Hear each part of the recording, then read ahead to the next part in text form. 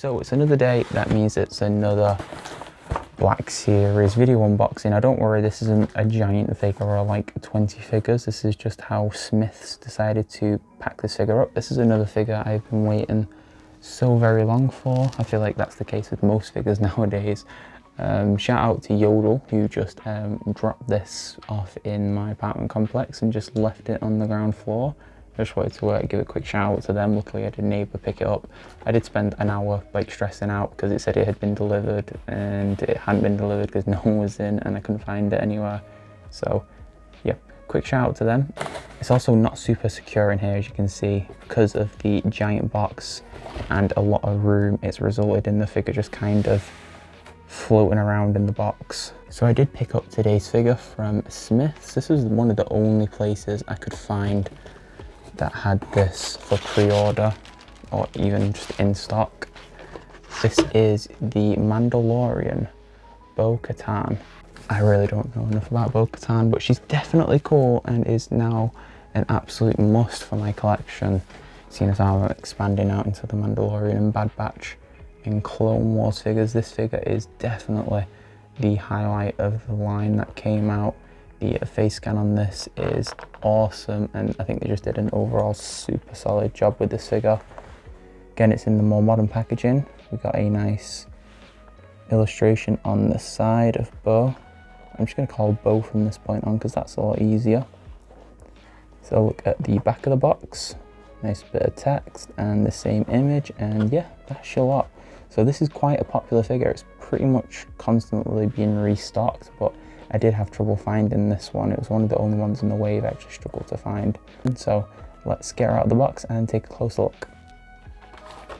This figure definitely seems to get a lot of love online, especially when it comes to the face scan.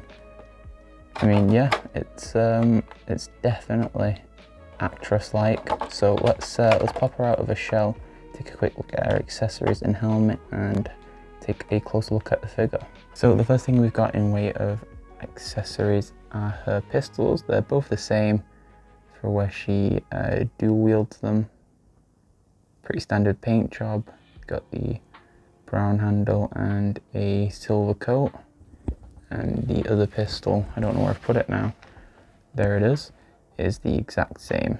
So yeah, two of the same pistols, not a crazy amount of detail going on with them, pretty standard looking. She did come with a jetpack, but it was actually attached to her back. This is nice and small, it's very dinky jetpack. Detail on it, and the paint is quite clean. Got a really nice shiny metallic silver, unlike the guns, which are more of just like a base coat silver. Taking a look at the helmet, this thing has a bit of scratching and battle damage done to it, which is something I always appreciate.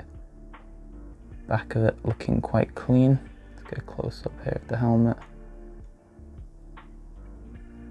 Got a nice gloss on the black window of the helmet, and of course the little antenna scope does come down and looks quite nice. So yeah, really cool, unique design here for Bo's helmet. Let's pop that off to the side and take a look at the figure. Again, really impressive head sculpt. I'm kind of debating on just having her hold the helmet under her arm, if I can actually get the arm to bend there. There we go, a bit stiff out of the box. So yeah, I'll probably just get her to hold the helmet under her arm so we can display that great face scan off. I think Hasbro and the Black Series have just really been nailing these actress and actor-like face scans recently. This is definitely a great example of that. There's the hole for a jetpack. So we've got some rusted and dirtied up armour. It's not so much battle damaged as it is just a bit rusty and a bit mucky. She does come with holsters for her pistols. So if you are planning on having the helmet under one hand, you can holster one of the pistols. Yeah, really, really nice figure. Really well painted. I can see why this was such a popular one out of the set. Got a symbol there on each of her shoulders. The paint job is really good, and Can't see any splotches or any paint bleeding.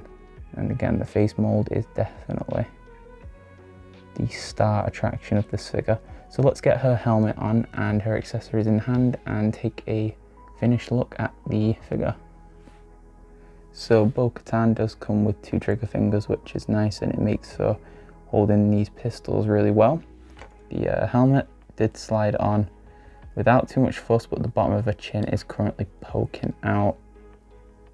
There we go, I think we got it in a bit better there.